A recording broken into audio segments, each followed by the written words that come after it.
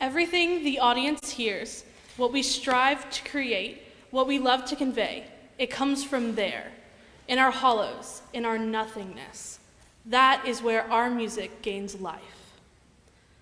Good evening. As most of you know, my name is Anna DiMaggio. I'm a senior music composition and philosophy double degree here at Centenary. I am a female composer. I'm privileged enough to be a part of the estimated 8% of female composers who have had a piece performed in the last year, and the estimated 2% of female composers noted throughout all of music history. I'm the fourth woman to study music composition here at Centenary. Before the 20th century, female composers were practically unheard of. Women who did not have some sort of notoriety, whether that be through publication, performance, or other means, often had this opportunity because they were backed by wealthy patrons or family members. Copious amounts of their music have been lost because it was either never published or outright destroyed in efforts to silence the female voice. Because of this, so many exceptionally talented women are missing from our history books. The ones who have the privilege to be included are often met with harsh criticism both for their music and personal affairs. Even far into the 20th century and beyond, we face these same issues in a new context. It's unfortunately a rare treat to see a female composer on your recital program.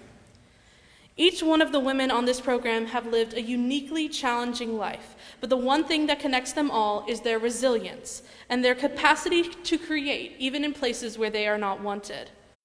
I hope their stories and perspectives broaden your conception of what feminine music is and what it takes to truly make your voice heard. Thank you for coming and choosing to learn about these remarkable women. You are now a part of their success stories. Our first composer, Ethel Smith, was an English composer born in 1856.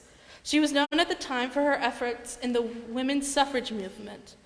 Her anthem for women, arranged for SSA Choir, the March of Women, which you will hear in a moment, was sung during suffrage marches in England by women and children. It became the battle cry of the Women's Social and Political Union. Smith was later imprisoned for her efforts in the suffrage movement, but was known to teach other female inmates her music. There are even tales of her being found one afternoon with her head and arms hanging out of her cell window, conducting a choir of women below with a toothbrush. Her work was not accepted in mainstream composition communities at the time. When she wrote strong, heroic passages, she was told that her writing was too masculine. And when she wrote more delicately, she was criticized for not measuring up to the standard of her male competitors. Not only was she criticized for her music, but also for her personal affairs. She wrote to her only known male lover, "I wonder why it is so much easier for me to love my own sex more passionately than it is yours. I can't make it out, for I am a healthy-minded person." This was eventually made public in an attempt to blackmail her, which only alienated her further from society, but she was able to prevail through all these challenges. Aside from being sung in the prisons and during marches, the March of Women was premiered on the Royal Albert Stage Hall in the 21st of January in 1911. Smith conducted an ensemble as a roar of thousands of suffragettes gathered to hear her anthem. Applause lasted for several minutes. One suffragette described the song saying, quote, "It has in it all of the spirit of the women's movement, the tenderness, the hope, the faith, and the cheerful and triumphant thrill of victory." Smith's music was not overly complex, nor was it thematically or melodically intricate, but it fueled a revolution. She solidified her place in history by demanding attention and empowering other women to follow suit.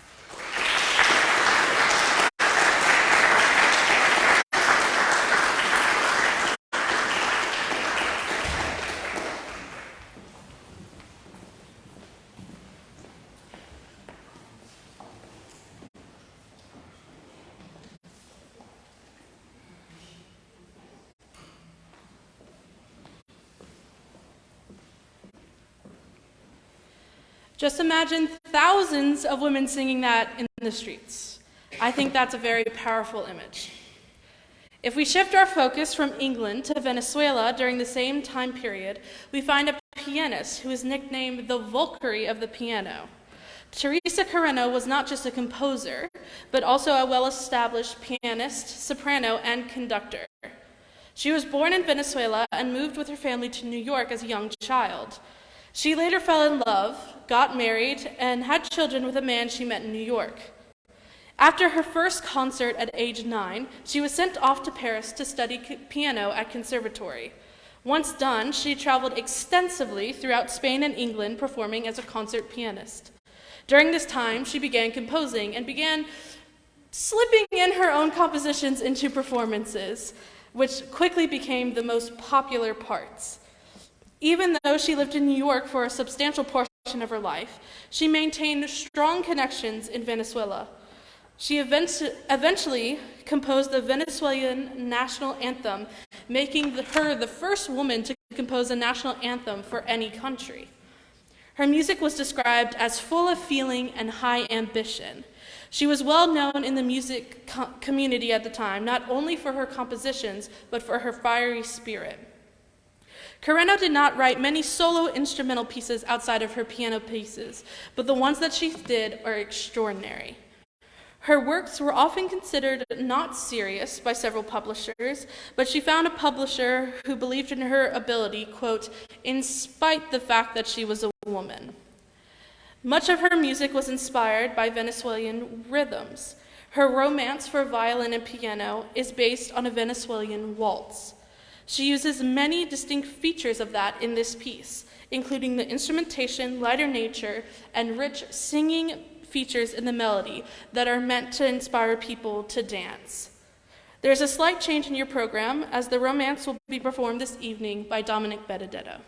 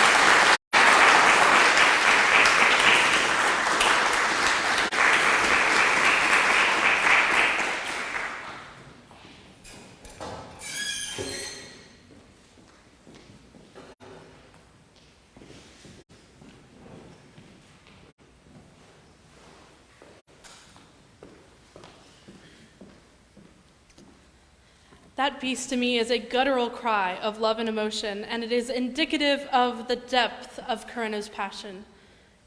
Our next composer on the program is Chen Yi, a Chinese-American composer still alive today and active in the composition community. She studied at the Conservatory of Beijing and was the first Chinese woman to obtain a master's degree there. Chen Yi's compositional style aims to create new sounds that are both pleasing to the ear and challenge it. She merges both Eastern and Western styles to create something that is uniquely her own. Chen Yi herself describes her music as such, quote, "Since I speak naturally in my mother tongue, in my music there is Chinese blood, Chinese philosophy and customs. However, music is universal. I think my musical language is a unique combination and a natural hybrid of all influences from my background." Chen Yi's choral composition, Spring Rain, is a gentle piece that showcases her unique style. The text is from an ancient Chinese poem entitled Happy Rain on a Spring Night. The text is Chinese, of course, but you can find a full translation in your programs. It features many different vocal techniques other than just singing. The text provides a hopeful renewal of nature, pushing us forward into a better tomorrow. This optimism is a characteristic of a good portion of her writing, which is meant to inspire and uplift others. Her music allowed many other Asian composers, both men and women, to become successful in the composition world. Her excellence provides a standard for many young composers to strive for, and her music is full of hope and perseverance that you will also find within her. I had the privilege of speaking to Chen Yi about her experience as a composer and an activist. She thanked me for supporting women composers' voices, saying, quote, "This is a strong statement you are making. I treasure your support and highlight of women's voices. I cannot express my thanks enough. This is your turn to be heard, to share your vision of a brighter tomorrow." She also spoke on her activism, as she is a member on several boards of organizations that support women in music. She wants to support other composers and the people that perform her music. She has a passion for promoting a diverse music education from a young age. I'm so grateful to have the opportunity to talk to her, and I'm honored to follow in her example through activism and education. She strives to create a better world through music and does so in a way that anyone can understand and appreciate.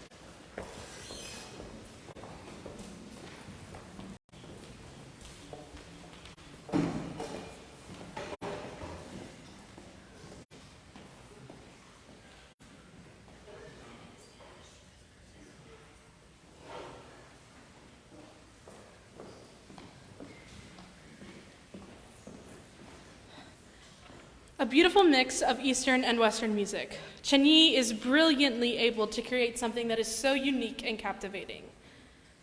Still here in the US, prior to Chen Yi, was a composer named Amy Beach. She lived what could be seen as a standard middle-class life.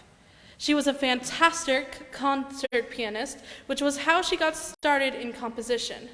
She often toured the US, performing her works along the works of the greats. She kept developing her compositional skills and was later known for her large-scale orchestral works. Her Gaelic Symphony was performed by the Boston Symphony Orchestra in 1896, which made her the first American woman to have a symphony premiered. During this, she had to deal with the assumption that women were, quote, not equipped to deal with such theoretical concepts, sequences, and other mathematical problems which are the foundation of music.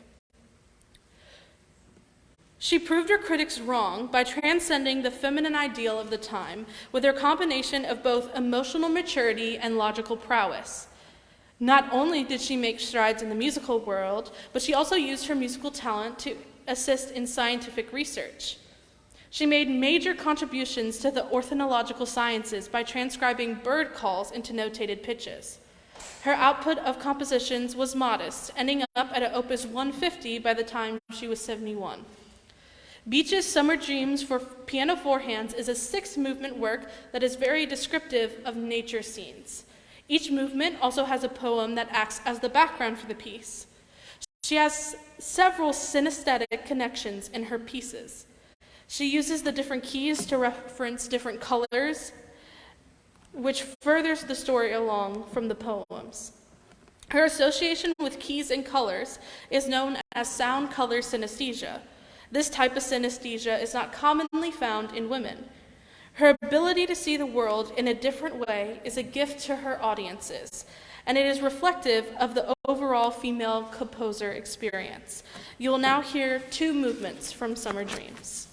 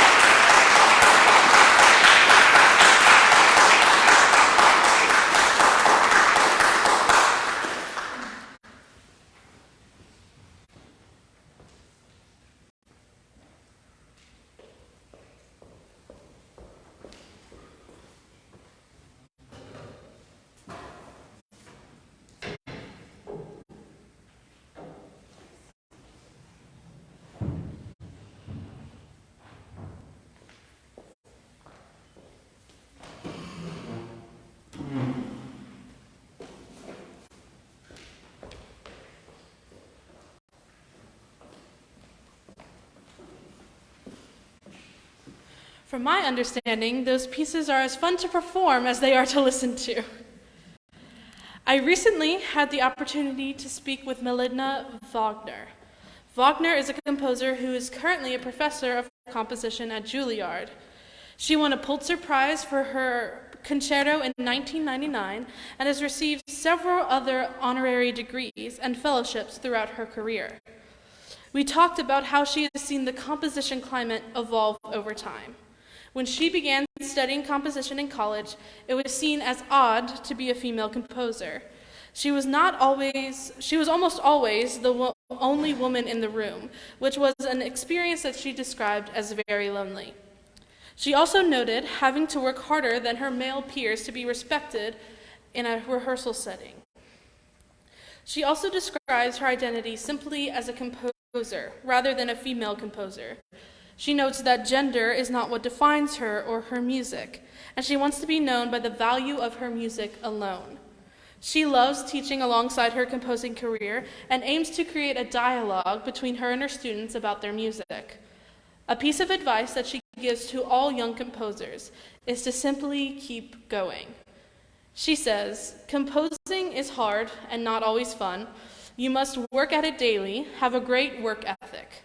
Composing can be lonely and ego-crushing, but no matter what you feel in the moment, keep going and keep creating." Unfortunately, you will not hear a piece of her music today, but I could not help but share this conversation. I invite you to listen to her music in the weeks to come and to look for more women composers alive today and learn from their music and activism. Our next composer on the program has revolutionized the world of electronic music. We see music in movies, video games, and literally everywhere in media. We can hardly go an hour of watching television or YouTube without getting a catchy jingle trapped inside our head for weeks. This would not be possible without our modern synthesized keyboards and other electronic instruments. Wendy Carlos is a master of synthesizers. She works on a team of technicians that created the first commercially available synthesizer. She released her first recording to showcase this new instrument entitled Switched on Bach, which earned her 3 Grammy Awards.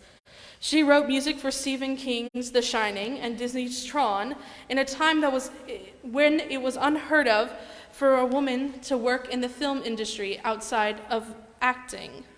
Her musical style was very apropos for the time, but it is incomparable to other composers and has revolutionized our film industry. She is one of the first widely known transgender composers, and she is still composing to this day. Carlos's collaboration with Weird Al Yankovic came at a very important time of her life. When she came out, Yankovic took this opportunity to reach out and show his support. This relationship did not only play personal significance in their lives, but it also brought a lot of success to both of their careers. Carnival of the Animals Part 2 was composed by Carlos and narrated by Yankovic. It is a parody based from the Carnival of the Animals by Saint-Saëns. Unlike the original, it features unconventional animals such as amoebas, cockroaches, and unicorns. It features the iconic electronic style of Carlos with the hilarious storyline provided by Yankovic. Today you'll hear 2 movements. First is Hummingbirds, which features the synthesized sound that Carlos is so well known for. The second is Sharks, where you hear nods to the original Aquarium by Saint-Saëns layered with Dies Irae, which symbolizes death and destruction. Her music is completely different than that of the original piece, but it not only showcased her talent, but also provided a lighthearted transition to her coming out publicly. Her bravery is something to aspire to imitate. Unfortunately, there is very little access to these pieces, as there is no sheet music or online recordings available for recreational use. I was lucky enough to find a cassette copy of this piece and transfer it into a format that you can enjoy today. You will now hear a recording from that cassette tape.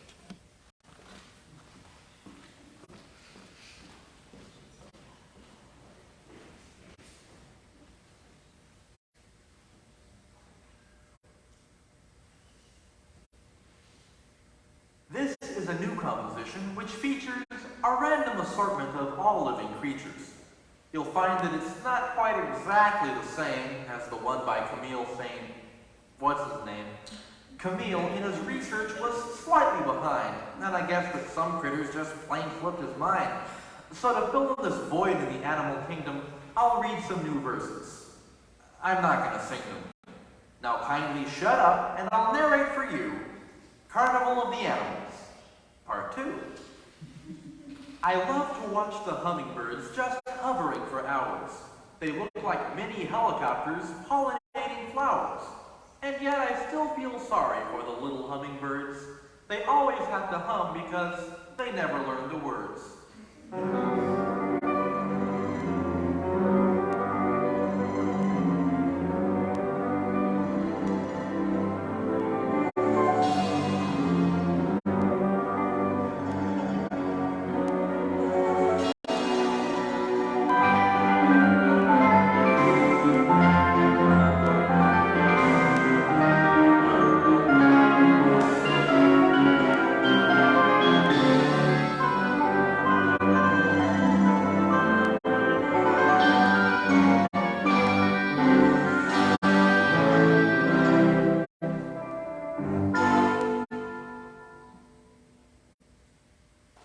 The shark is not a friendly fish.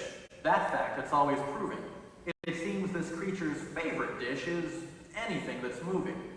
He'll chew your face off in a flash, or cheat you if you let him. So never loan him any cash, and be careful when you pet him.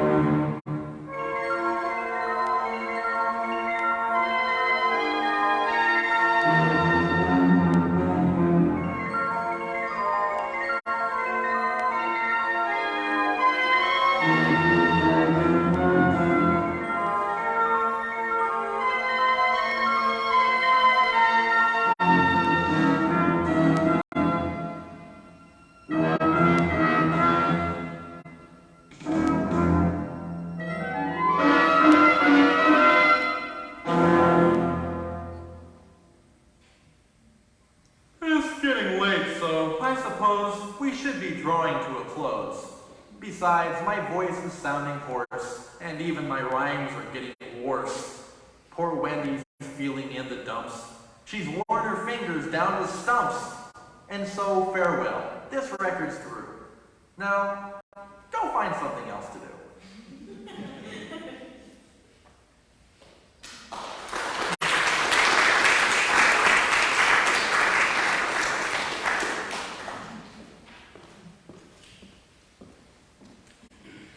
That piece of music always brightens my day, and there's so much more to it.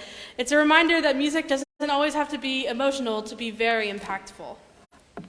Our next on the lineup is Judith Weir. Weir is a composer in England who is currently alive and active in the composition field. She has written a series of operas, is the resident composer for the City of Birmingham Symphony Orchestra, and worked on several opera film scores for movies, including Hello, Dolly. In 2014, she was appointed to the royal post of the Master of the Queen's Music. She is constantly writing music for national and royal occasions, of course, including the Queen's 90th birthday celebration and pieces for the Queen's funeral just a few months ago. Through this position, she also supports music school teachers, amateur choirs, and rural festivals with her compositions and educational programs. Weir is still working today as she posts blogs on her website quite often. She calls it her musical diary and uses it to express her ideas, triumphs, and frustrations. She often discusses many topics that are taboo, such as mental health or talking about her compositional highs and lows of the day. She has also often used her platform to highlight other women composers in her area and to destigmatize their work. This is a part of her job as the Master of the Queen's Music, but she does so in a way that is uplifting and simple. Weir's success can be contributed to her persistence and resilience through hard work throughout her life. Weir's Blackbirds and Thrushes is written for baritone with piano accompaniment. It tells the story of a man who, while on a walk, hears a young woman singing that she is afraid her love will be slain in the war. The blackbirds and thrushes around her echo her lamentations. Judith Weir graciously responded to me to make a few comments on this piece. She expressed her gratitude for me choosing this piece because she feels that it has present significance. She says, quote, "The lyrics describe a soldier coming home from war in a coffin, and the piece was created during a time that the British troops were involved in the wars in Afghanistan and Iran. After the song first circulated, there was a regular stream of bodies of British soldiers arriving back in England. She said, however, alas, here we are again in the middle of a new war in Ukraine, and so many of the victims are civilians. It's a different kind of war funeral experience, but nevertheless something to think about when hearing and singing this song," end quote. It is a piece that can be applied to so many different situations throughout time, and even in its mere decade of circulation, it has influenced many people in so many ways. She connects us together by using our shared experience of pain and loss to help us recognize our shared humanity. There is one more change program, as tonight the baritone solo will be sung by Angelo Newcow.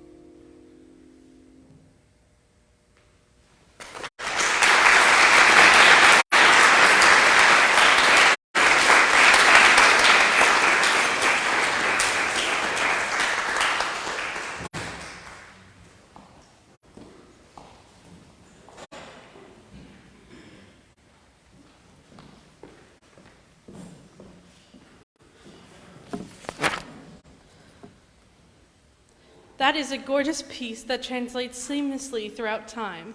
And I really have to give some props to Angelo because he had about 4 days to prepare that. Germaine Taillefer was born in France in 1892 and was the only female composer in the famous group Les Six. She composed alongside 5 other male composers who all lived and worked in Montparnasse, France, in the 1900s. Her music, along that of the Six, was known to be neoclassical, which was a new type of music that came from a mixture of styles of Wagner, Debussy, and Ravel. She wrote symphonic and film scores throughout her career and even wrote several full-length ballets. She was actively known in the French and international music life for more than 6 decades.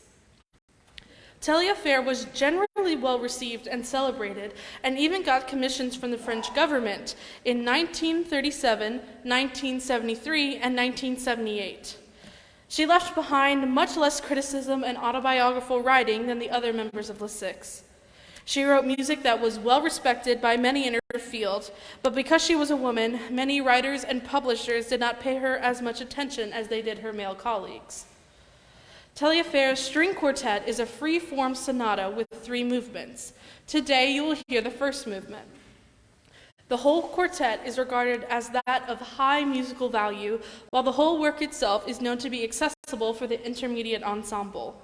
It was written over a 2-year span and was dedicated to the famous pianist Arthur Rubinstein. It is her only string quartet, as she wrote much more piano music than anything else. But it is evidence of her virtuosic ability to translate her compositional knowledge to any medium. She set a standard for how all female artists should be respected as equals among their male contemporaries.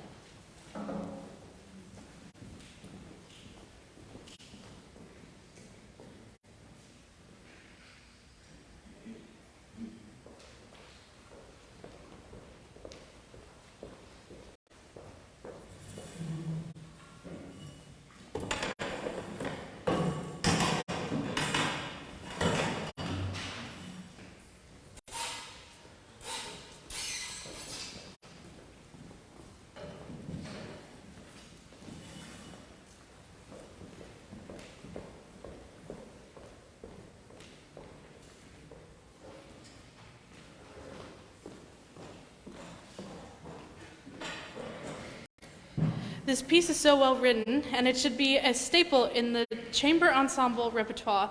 It even had a couple of the members of the string quartet begging if we could do the whole thing tonight. Undine Smith Moore is a black composer in the 1900s known as the Dean of Black Women Composers. She was a choir director, pianist, lecturer, teacher, and consultant in addition to being a composer. Her life experience is what fuels every aspect of her art. The importance of memories is evident in her music. She was known to have very vivid memories, which she was then able to communicate eloquently. She was recorded saying, quote, "Memories are to be a source of strength in the struggle for survival. Art preserves life in a very special way. Our memories will die with us, but art preserves the values and experiences not preserved by living memory or historical fact." Moore also spoke on issues of race, drawing from her own experiences as a black youth and young adult in Virginia. She was known to think very philosophically and, quote, "speak on these issues in a strongly objective manner." She was one of the first women to speak on internalized racism, saying, "I recognize that a racist society has educated me to feel my otherness. It left me ignorant of what was accessible to me." Moore did not submit more to than a few publishers because she felt as though it was never even a possibility. Moore was most well known for her choral works, which she also claimed was her favorite medium. At only about 3 minutes long, Daniel Daniel, Servant of the Lord, is an unaccompanied choral piece that features the best aspects of Moore's compositional writing. She dedicated this piece to her mother. As it grew out of a spiritual her mother used to sing while working around the house. The piece has been described as one that preaches, but also one that is a jubilee tempered with determination and struggle. The last phrase is marked broadly with great power, and all 8 voices expand to create a captivating climax, which is characteristic of Moore's music. The power in her music is a reminder to everyone that our power comes from within us, and there is no one that can take that away. The solos today will be performed by Adam Bourne and Audrey Randolph. Before Moore's pieces perform, I would like to give a few final remarks. I want to thank the Hurley School of Music faculty, in particular Dr. Wicken and Dr. Eakin, and Madeline Stewart for overseeing and guiding me through this process. I also wanted to thank our outstanding performers for dedicating their time to this project, specifically Ms. Joy Radcliffe for being our pianist for this concert, and Dominic Benedetto and Angela Newcal for jumping in last minute in some changes we had to adjust for. Lastly, to my family and friends for always loving and supporting me and my ambitions. It is communities like these mentioned before that empower creators to do what they love and to do it to the best of their abilities. I encourage you to take what you have learned tonight to continue educating yourself on exceptional female composers and artists who are fighting to have their voices heard. Education is the first step to both equity and equality. If you have enjoyed this, I encourage you to engage with United by Creation, which is a new nonprofit organization dedicated to uplifting and educating the voices of minority artists, such as female composers. This project has spurned this, and I have the privilege to be the founder of this organization, and I would greatly appreciate your support. Thank you for attending tonight's recital, and please enjoy Daniel Daniel, Servant of the Lord by Undine Smith Moore.